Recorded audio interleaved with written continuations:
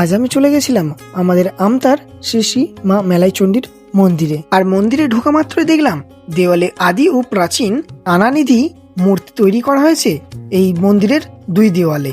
আর তোমরা যারা আমতা থেকে আমার এই ভিডিওটা দেখছো তারা একটি কমেন্ট করে দিও জয় মা কালী বলে। আর মন্দিরের ঠিক পাশেই রয়েছে একটি বড় আর্চাল, যার একটি সাইডে রয়েছে রাধা মাধবের এই কাঁচ ঘেরা মূর্তিটি।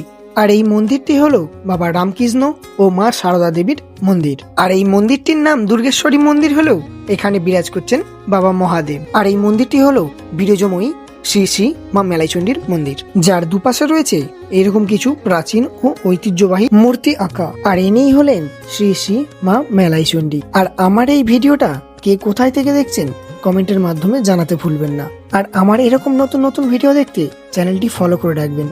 তো আজকের মতো টাটা, দেখা হচ্ছে পরবর্তী নতুন ভিডিওতে।